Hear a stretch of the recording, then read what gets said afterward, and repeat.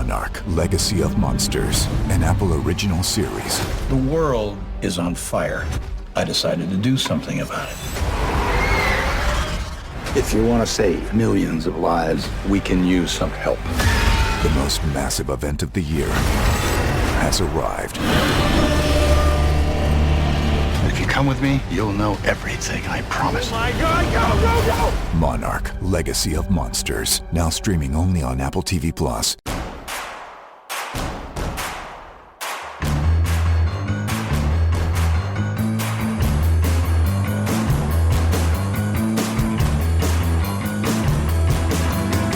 From your favorite source for Chicago White Sox talk, delivering news, interviews, analysis, and more. This is the Sox Machine Podcast with your hosts, Jim Margulis and Josh Nelson. Thanks, Rob, and welcome to the Sox Machine Podcast. I'm your host, Josh Nelson, and it's Wednesday, November 22nd, 2023, as we bring you a new podcast episode.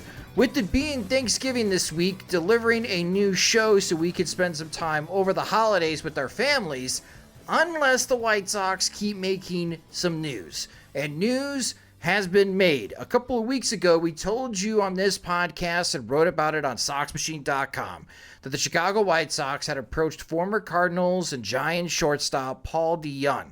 Thought process was to sign DeJong to a short-term contract so that when Colson Montgomery arrived, the White Sox would transition to whom they believe will be an impact shortstop in Montgomery. Well, on Tuesday, November 21st, John Heyman of the New York Post tweeted that the White Sox and DeJong came to an agreement.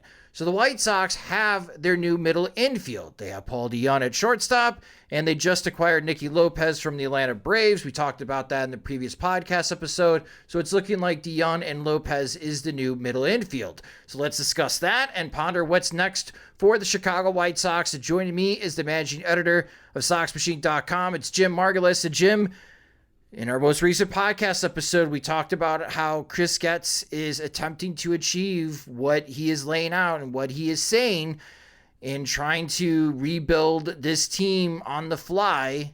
Maybe we shouldn't use the word rebuild, reload, whatever we want to use behind the word whatever the White Sox are doing. He is achieving that, since now with DeJong in the fold, the White Sox defensively are much stronger up the middle than they were last year. Okay, so first of all, do we call you Scoops Nelson now because of the DeJong news, which nobody credited us for? Well, Sox bloggers were good and people on the Sox Twitter, but yeah, did not register among the news hounds. Everybody's patting John Heyman on the back. Not that we're bitter. When it comes to the ultimate picture, though, of what Getz is trying to achieve, it's funny. Like, there's a rollicking discussion going on at SoxMachine.com, just very contentious, not among people, because generally speaking, by and large, our readers are very friendly people, but combating ideas in terms of, like, you know, is it a good signing or is it an okay signing versus is this a disastrous signing? And yeah, I can see the arguments for both. I wrote about it in my quick little news recap, just covering that this is happening, is that it reminded me a little bit of last year, or 2 years ago with when Rick Hahn signed both Larry Garcia and Josh Harrison. And seemed like signing one guy makes sense because you're kind of a utility infielder who can make contact and run the base a little bit, knows how to play the game. That's okay. But when you sign two of those guys, you're kind of doubling down on a profile that doesn't have a whole lot of upside and also has like the capability of disappearing on you if the medium contact does not go their way. Oh, yeah. So here's Lopez, and the White Sox trade for him in the Aaron Bummer deal. And I'm thinking, like, okay, so I thought maybe it was either DeJong or DeJong was maybe free agency plan A, but then Lopez became available, or maybe the Braves said, like, okay, we'll send him to you. We discussed all our trade opportunities at the non-tender deadline. This is the best we can do for Nicky Lopez. Here, have him. And then that might say, like, okay, we got our glove first middle infielder. Sorry, Paul. Good luck in your search. But to end up with both of them, I think is a little bit iffy. Yes, it does. Chris Getz does, make good, I guess, on his vow to improve the middle infield. But that's a lot of, like, no bat guys. If you have DeJong and Lopez in the lineup at the same time, if Corey Lee is like a catcher getting a prominent amount of playing time, like the bottom of the order is pretty bad. Like that's, it bottoms out after like number 6 in the order. If it even goes that far, we'll see it happens with Eloy. And then, when we're talking about the heart of the order, if there is a heart of the order. So that's why, like, I don't know if I was ever bullish on DeJong, but I got it. I think when you first reported the news that the White Sox were pursuing him, like, okay, I get it, because whether he's playing shortstop or second, you want one veteran in the middle infield who knows what he's doing. I think you could try to get by with like Sosa and Rodriguez. And like, yeah, I mean, you're giving them playing time, but if they're a mess, you're not doing them any favors and you're not doing your pitching staff any favors. So give them a veteran to play alongside, show them the ropes, help out your pitchers. Got it. But if they're both playing at the same time, like if this is their planned middle infielder and they're done, right? That's when I think like, that's really, like, to me, it would seem like Chris Getz' strategy is, let's get the games over as quickly as possible. That means, like, let's get the outs as fast as we can, and let's make outs as fast as we can. And everybody will be home in 2 hours and 25 minutes. That's kind of how it looks right now. And I guess it makes sense if you're really looking to punt 2024 and really putting all your eggs in the 2025 basket. But it is it is kind of a bummer for a first, I guess not a bummer with Aaron gone, but it is like an unexciting way for a general manager to start his first year with like, we're just getting by this year. We are cutting salary. We're waiting some contracts out. And this year is more or less like, let's hope nobody gets hurt. And I guess, shortening games is one way to lessen the risk of people being on the field longer than they have to. A few things. One, I think when you have new faces in the front office, especially in the position player front, because I have to imagine Chris Getz is leaning on Josh Barfield. And Getz, being in charge of player development, knows what Lenyn Sosa brings to the table, knows what Jose Rodriguez brings to the table, and Zach Remillard. If he doesn't feel confident that any of those guys should be starting games at the major league level, well, that's how he feels about them. And if Josh Barfield's backing that up, be like, yeah, based on my observations of those three, they are not major league shortstops. I think that kind of squashes any case for them, like on how much major league playing time they're going to get next year. Maybe they are the 25th or 26th guys on the bench and they rotate in and out when there are injuries. But moving on, I am not taking Lenyn Sosa, Jose Rodriguez, or Zach Remillard seriously. I'm just not. Now, what I have been told by a source is that Paul DeJong is being advised to start learning third base. And I think that's another part of the equation here, because it's so easy to look at what the White Sox plan is that Paul is here to cover shortstop until Colson Montgomery is ready. And by ready, he is hitting at AA and in AAA. He is healthy, and his fielding with a healthier back improves vastly since the Arizona Fall League in the offseason and let's say April through May. If Montgomery does that, then we're going to see Colson Montgomery probably in the later half of 2024 start getting his reps at shortstop, and then the White Sox have what they hope is their impact shortstop internally, with Colson Montgomery taking over that position 2025 and beyond. But the whole DeJong having to get ready to play third base, which looking at his career numbers, he's never played in the major league level. I don't know what that says about Yoan Moncada. I think it'd be smart to tell DeJong to learn how to play third base, because Moncada hasn't played more than 110 games since 2021. He fell short of that number this year, and he didn't even play 100 games in 2022. We always like to say if a player gets hurt, Jim, but we know better now. When Yoan Moncada gets hurt and goes on the injured list, and you think Colson Montgomery is ready to go, then you can move DeJong over to third base. I think DeJong may have more staying power than the White Sox fans in the comment section at Sox Machine would like to hear. for this upcoming season. But I do not see this as a long-term situation at all. This is to get through the 2024 season. And as you mentioned, maybe as quickly as possible and as least impacting as possible. And I think you can make that transition. The transition would be a lot easier moving someone who's not that attached to the franchise and like Paul DeJong.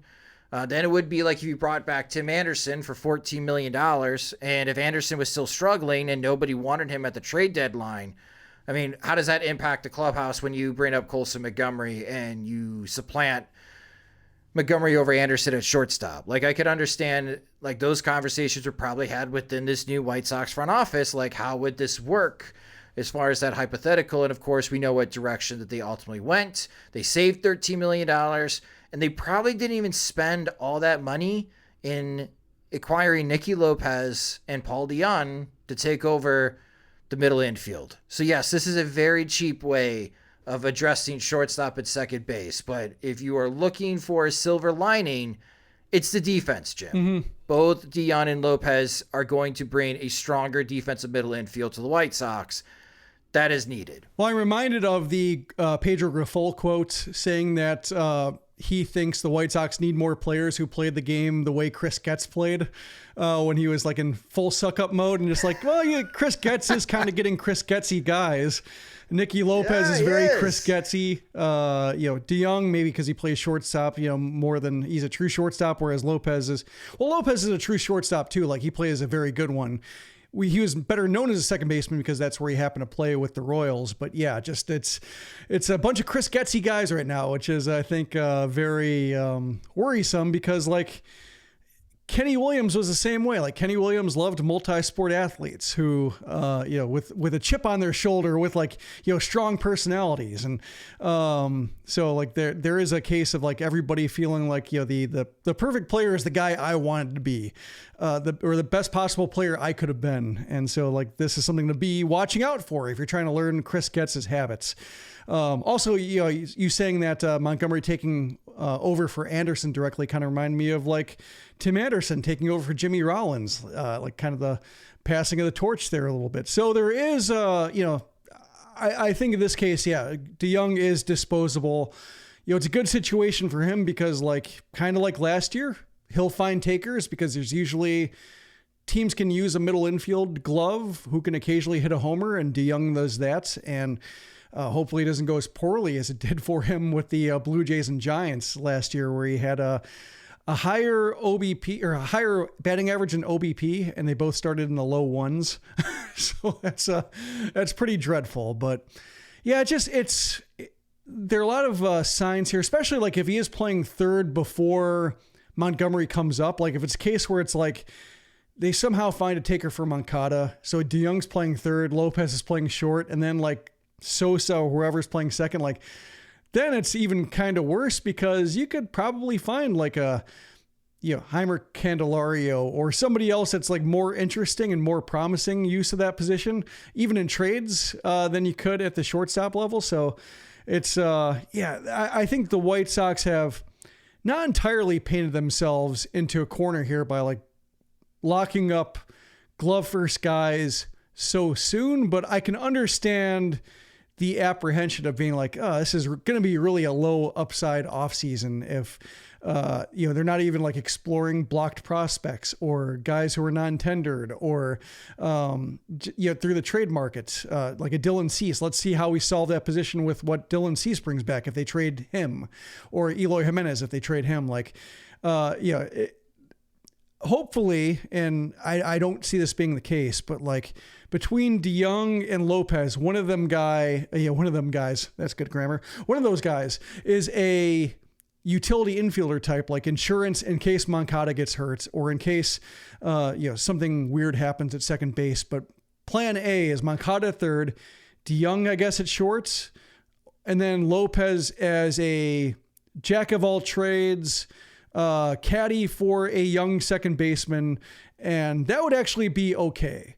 But I think like if it is DeJong and Lopez, and then Getz is kind of like, considering it done, like, and turning his attention to everything else, and I think that will be pretty disappointing for as much playing time as they could offer at those positions. Because even if Montgomery is going to be the guy, that's still 3 months of playing time that you give to somebody with more upside and probably more trade potential as well, if things went well.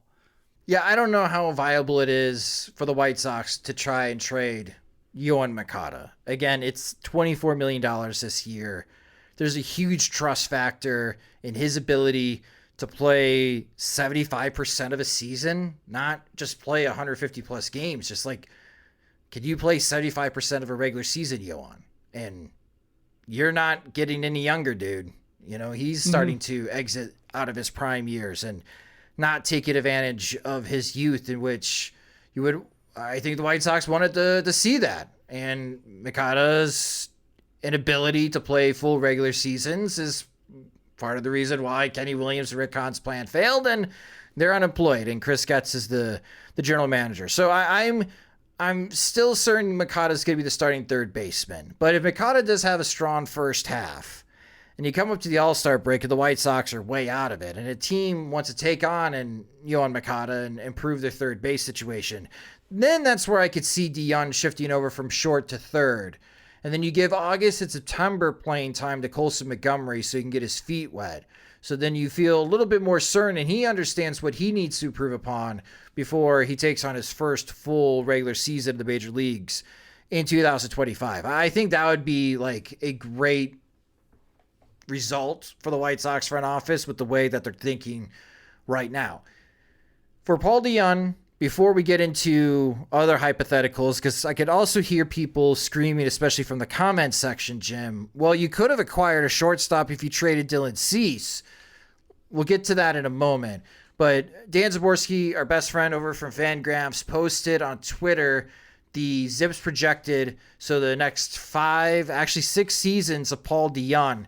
And in 2024, the 50th percentile projection for Paul DeJong is a .211 batting average, a .279 on base percentage, slugging .388 over 394 at bats, hitting 18 home runs with 16 doubles, and an OPS plus of 82. So that means he would be 18% below league average.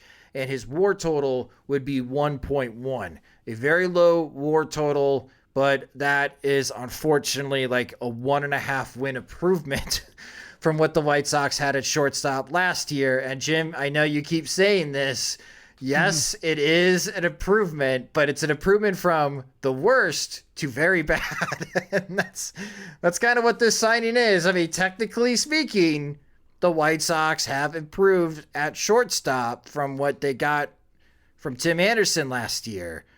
And, of course, that introduces the whole debate of, well, maybe Tim Anderson would have bounced back, and maybe that would be a more worthwhile bet than signing someone like Paul DeJong. We don't know the terms yet. We don't know how much money Paul DeJong is getting. But I have been told that DeJong, and I think this has also been reported, that DeJong has his physical on Monday, and the announcement will be made at Guarantee Rate Field as he'll be visiting the stadium with his friends and family after Thanksgiving. So we'll probably get something more official in the upcoming days from the White Sox, but he will be at the stadium next week. So 2 things. One, do you want to guess what his contract is? Do you know it? No, I mean, like I'm like want to put out guesses and like be hilariously wrong about him. I don't know, like say 1 year, $5 million. Yeah, I was thinking like 5.5, something like that. So when you include Nicky Lopez's projected arbitration total from MLB Trade Rumors, which I think is like $3.9 million, the White Sox are spending $9.5 million on their starting middle infield. And they'll probably get what they pay for. Which is more than one WAR, right? Yeah. One WAR is like $8 million right now. So, I think I think my other concern with this, the way they've gone about it, is it does set them up to be like, I guess, if Tim Anderson bounces back with another team, it does invite a lot of second guessing because they haven't used that playing time for somebody with more upside. Like I'm thinking like, and we're talking about this as though the off season is set, but let's speak of this in terms of like, say that there isn't another shortstop coming in a trade or something like that. So this is their middle infield. If they have DeJong and they have Lopez and you're hoping for like one win above replacement, it does, if Anderson comes back with the Angels or whatever team he signs with and like posts a 3-win season at second base, it's very easy to say the White Sox, like, why did you not bring him back when, you got nothing out of DeJong and Lopez? You didn't even get trade fodder out of them. Whereas like say in a trade where they, acquire Joey Ortiz from the Orioles in a package for Dylan Cease. That's a popular one in the offseason plan project. Like that's a case where if Ortiz comes and he's not quite hacking it, you at least say, well, it was a worthwhile use of those plate appearances, even if Anderson did outplay him.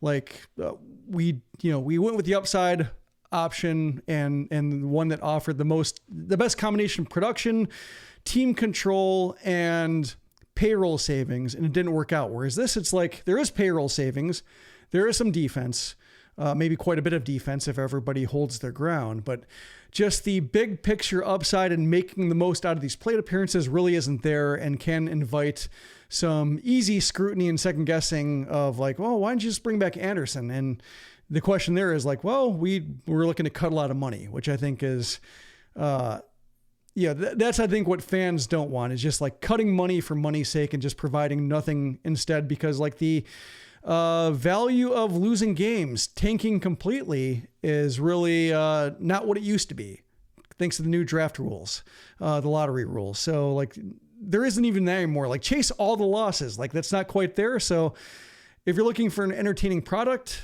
this probably isn't going to be it and doesn't really offer a whole lot of upside for that. So if Anderson just continues to decline, then like everybody will forget about it and nobody will remember like just that this was an argument that was made in November and December. But for as long as like this is the middle infield and as long as Anderson remains unsigned, like there will be a wondering like, why didn't they just go, one more year with the guy they knew and the guy who could be like a 4-win player just a couple of years ago? That's a great question. And my response to that question is, I don't think the White Sox have the coaching staff to help Tim Anderson bounce back. Yeah. Like, I think he needs a change of scenery. So in your hypothetical, if he goes to Anaheim and works with Ron Washington, I would say congratulations to Ron Washington and his coaching staff. You could do what the White Sox could not. For the second time. Ultimately, that would be the best for Tim Anderson, right? Because it's not that I'm trying to be optimistic. I mean, this is more like, this is what I'm hearing. These sources seem to know what's up. This information becomes true. This is what the White Sox are thinking. So it's like news delivery. Yeah, this is not a very exciting team up the middle. And I think we have been saying it from the get-go. Like, the 2024 White Sox are not going to be very good.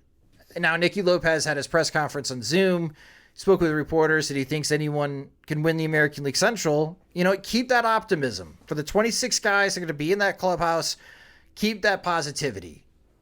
Go out on the field and try your hardest, try your damnedest to win the American League Central. That'll be fun as hell. This ragtag team shocks everyone and wins the AL Central by going 79-83. That might be the best case scenario for the White Sox in 2024. But if you're looking for long-term impact, there's just nothing there on the free agency level. And you mentioned Joey Ortiz. And I think we could transition here to what's possibly next for the White Sox. And if you listen to Monday's episode, Jim and I think a Dylan Cease trade is imminent. Bob Nightingale joined Chuck Garfien and Ryan McGuffey on the White Sox Talk podcast from NBC Sports Chicago. Nightingale gives it a 90% chance Dylan Cease is traded before opening day. And you got Ken Rosenthal on that new baseball show, Foul Territory, and he was asked to rank in order who is most likely to get traded between Corbin Burnes, Tyler Glasnow, Shane Bieber, and Dylan Cease. And he put it in order: Glasnow, Cease, Bieber, Burnes. And maybe you could have found your long-term shortstop or second baseman in a Dylan Cease trade. That is still possible. However, there have been conversations now for, a couple of weeks here, maybe a week since the GM meetings before it ultimately got canceled because of the norovirus, but that doesn't stop GMs from talking. After all those conversations started in Scottsdale, Arizona, Jim, is it possible that Chris Getz is finding out that in whatever return that he can get for Dylan Cease, nobody is giving up their middle infield prospects. So the best that he could possibly do to address team needs in a Dylan Cease trade is outfield and starting pitching. Like, that's kind of what I'm wondering here, is that Getz is not getting a firm offer or getting anyone to wiggle one of these middle infielders, these top prospects, loose at a Dylan Cease trade. And that's why he ultimately decided to sign Paul DeJong, because this is the best that he could do up the middle. Well, now I'm picturing GMs texting on the toilet because of the they don't stop working even when the norovirus is running rampant. Exactly. But let's all pause and marinate with that for a bit. No, it's possible. That's why, like, I'm trying not to get too ahead of, it's tough covering the White Sox the way that we do, and like the way they often fulfill, or I guess exceed would be the word, our worst case scenarios, or like our most cynical take. And then, they somehow manifest that and then some. So like, I always feel a little bit foolish for saying like, well, maybe it won't be this bad by the time, like, you always want to give that benefit of the doubt, especially the new GM. So that's why, like, I feel myself bouncing back and forth between, well, it's still November. Winter meetings haven't happened yet. The White Sox have a lot of holes to where, like, they can make 4 or 5 additions and it can feel like they haven't done anything. So like, this could be a shifting roster over the course of weeks. So, I don't want to write these opinions down in pen or, chisel them to stone and say like, this is a disaster. But I think you do have to be on guard for it. And I think that's more or less how I'm approaching it, is just like, if the offseason ends now, or if the offseason ends now in this particular area of the team, this area of the depth chart, then, I will be disappointed or I will be encouraged or whatnot. So that's kind of how I'm approaching it here. And I think we'll have to see when the deadline, or not the deadline, when the offseason comes and goes and we look at who moved, especially like if Glass now gets traded, like that's probably a good comparison. Burns gets traded, like who went in those deals? And if the returns are pretty light, or if Cease is the only pitcher dealt because like nobody else, maybe only one team is offering like that grade of package for that kind of player, and the other team said like, I'll wait for a new market at the deadline, then you can maybe understand that, just the top prospects were in short supply at this time of the year. So I am holding off and suspending judgment a little bit, but I think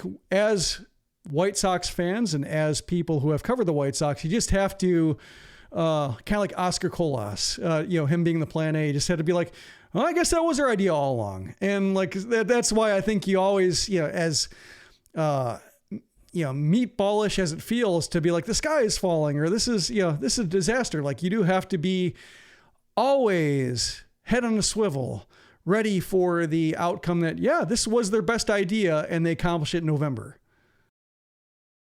In his pre-winter meetings press conference, Chris Getz could look in the Zoom camera and tell everyone that covers the White Sox, this has been a very proactive offseason for us. We have acquired 2 new starting pitchers and a new middle infield. We have already accomplished that before the winter meetings.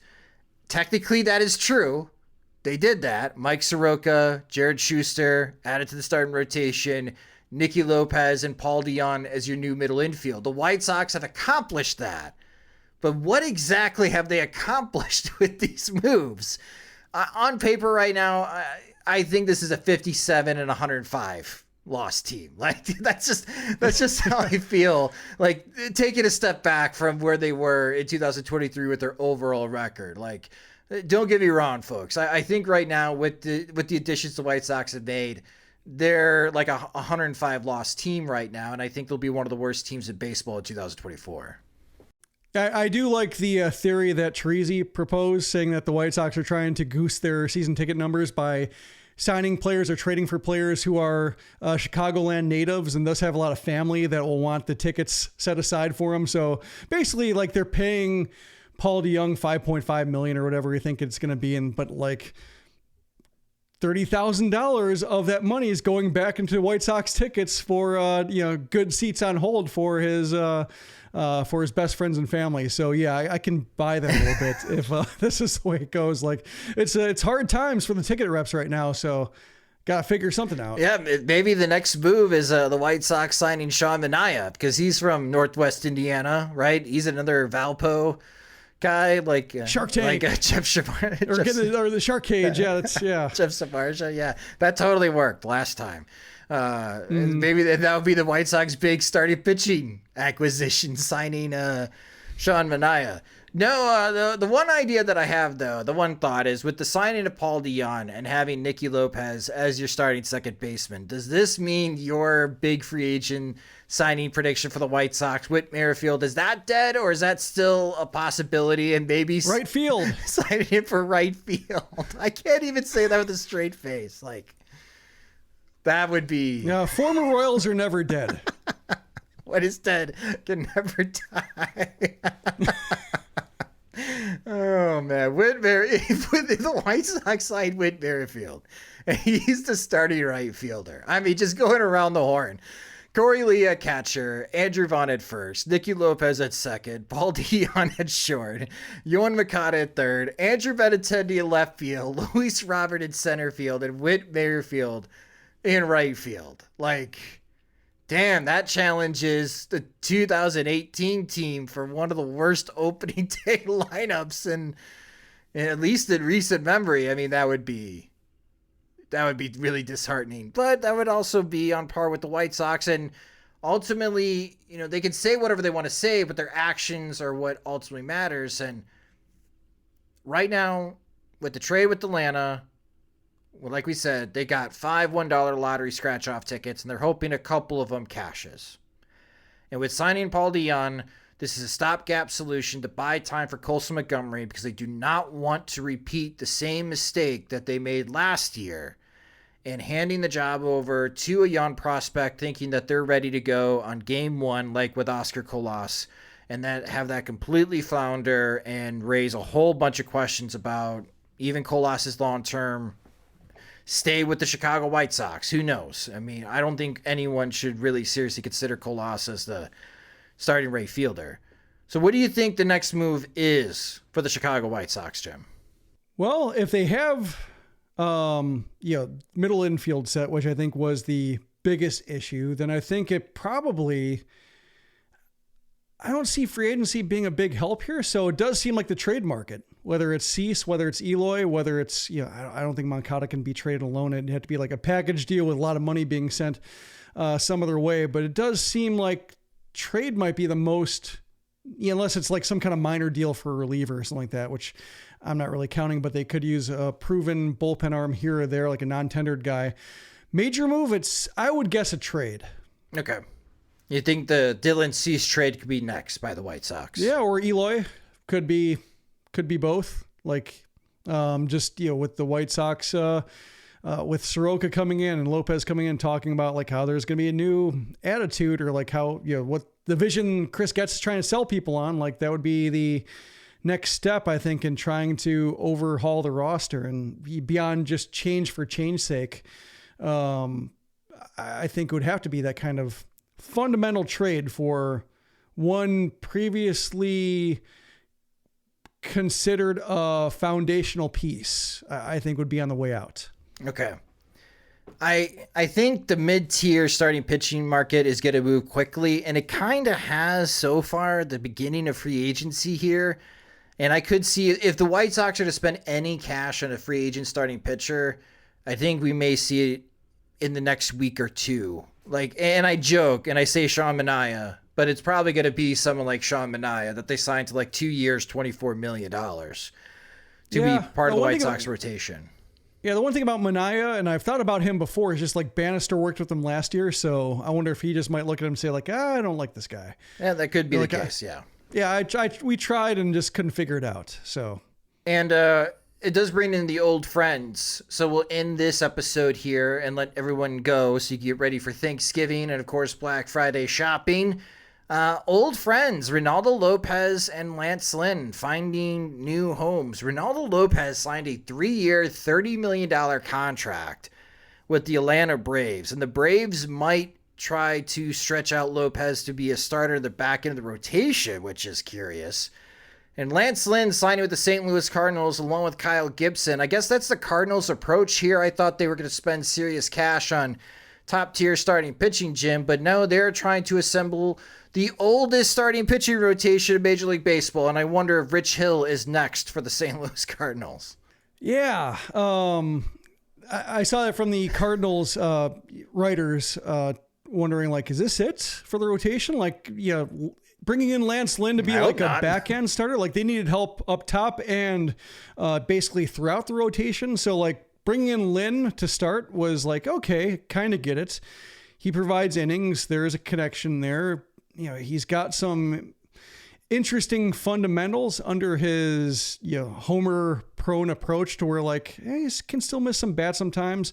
Pounds the strike zone. Maybe there's a functioning pitcher here, just needs some work. But then to double down, kind of like along the lines of getting Lopez and then DeJong, like doubling down on like a pair of pitchers without a whole ton of upside would seem to be troubling if there isn't that Jordan Montgomery or the Aaron Nola signed or Blake Snell, whoever's they might have had designs on earlier in the winter. So there's that. Reynaldo, one, good for him. 3 years and $30 million. Yeah. That number surprised me initially, just because like I'm used to him getting paid like $3 to $4 million. Like that's kind of what he made through arbitration. They had a slow trajectory in his arb years because of just the starting pitching thing not working out. But when thinking about it a little bit more, like he's had 2 years of being a good reliever. The White Sox, I'm not sure if you could say they mismanaged him. Pedro Grifol mismanaged him. Tried an experiment with him that didn't work, which is like, you are our high leverage guy. You are our fireman. Every time you're out, you're facing the middle of the order, whether it's in the 7th inning or the 9th inning. And like even top tier closers don't face that kind of workload. Top tier closers always get the 9th, but based on like the average amount of batters faced, which is like 37 a game, oftentimes that's like 8-9-1 for a closer in the 9th inning. So like closers might get paid the most and they might get the highest leverage innings in terms of narrow leads and such, but they're often facing the weakest competition. Whereas Lopez had that leverage, but also the strongest competition. And so like every other outing, or like maybe 1 out of 3, was just a dreadful one. And he put himself in a big hole 1 month in and eventually climbed out of it. Like he was very good after the trade, after like the trades, I suppose, because he went to 2 teams. So like throw in his year before and 5 of the 6 months this season. And that's basically like Kendall Graveman's track record. And the White Sox gave Kendall Graveman 3 years and $24 million. And they found a taker at the trade deadline halfway through. So like adjust for inflation after 2 years, 3 for $30 million, not all that unreasonable for somebody with Lopez's track record. If they can stretch him out, which I'm skeptical of, so much the better. Yeah. But, if he's just a good 7th inning reliever, the Braves basically have their entire lineup set. So they're at the point of like, how do we spend money? Relievers, I guess. So like, that's where the White Sox got it wrong, was like, what do you need? Second baseman, right fielder, another starting pitcher. Let's just keep adding relievers. Like the Braves have pretty much all that set. They could use another starter, but otherwise, may as well add relievers because we have nothing else to spend money on. Must be nice. Well, with Lopez now in Atlanta, I guess that means Lucas Giolito, right, is signed with the Atlanta Braves. Yeah. I mean, I want that to happen just because it's adorable. I mean, he would have his friend Max Fried there, depending on what kind of contract. That'd be kind of funny if that does come to fruition. But as we said in our previous podcast episode, the Dodgers are also talking to Lucas Giolito. So yeah, be interested to see where all the old friends end up signing. But yeah, Ronaldo Lopez to the Atlanta Braves, Lance Lynn to the St. Louis Cardinals. We're all waiting to see what's next for the Chicago White Sox, but so far, after the trade with the Atlanta Braves and signing Paul DeJong, technically speaking, the White Sox have their new middle infield, and they added 2 new starting pitchers to the rotation, Mike Soroka and Jared Schuster. So we'll wonder what's next, but we all Want to wish you a very happy Thanksgiving. Have a wonderful weekend shopping online and spending time with your family. Jim and I will be back next Monday with the new podcast episode to recap all the news and happenings that happened over the weekend. It's going to be pretty busy, I think, on the MLB front all the way up to the winter meetings in Nashville in early December. And of course, we are very thankful for you guys for continuing to listen to us and help support us on SoxMachine.com, and especially for our Patreon supporters at patreon.com/SoxMachine.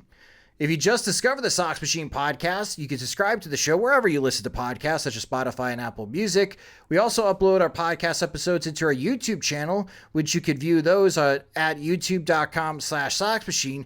If you do watch our videos on YouTube, please hit the subscribe button. We greatly appreciate that. You can also follow us on social media on all the platforms at Sox Machine, and you can follow me there as well at SoxMachine_Josh. For our Patreon supporters, if you are not a Patreon supporter, you can sign up at patreon.com/SoxMachine, where monthly plans start at $2 and you get exclusive content and all the additional perks as well. But for our Patreon supporters, again, Jim needs a head count for our upcoming curling event in February. So this is the first time you're hearing about it. Go to patreon.com/SoxMachine and complete that form. And do you have a deadline, Jim, when you need those responses? Probably by next Monday, I'm going to be formulating a plan just based on the numbers we got. Got it. So do that over the weekend if you haven't already. And if you are interested, let Jim know by using the form on patreon.com/SoxMachine. And for those that are going to be signing up, you can sign up for as low as $2 a month or save with an annual subscription. The Sox Machine podcast is a production of SoxMachine.com. You're on for all things Chicago White Sox baseball and part of the Blue Wire Podcast Network. Alongside Jim Margulis, I'm Josh Nelson. Thanks for listening and watching, and have a great Thanksgiving.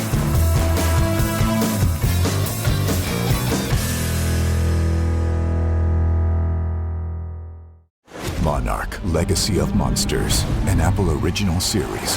The world is on fire. I decided to do something about it. If you want to save millions of lives, we can use some help.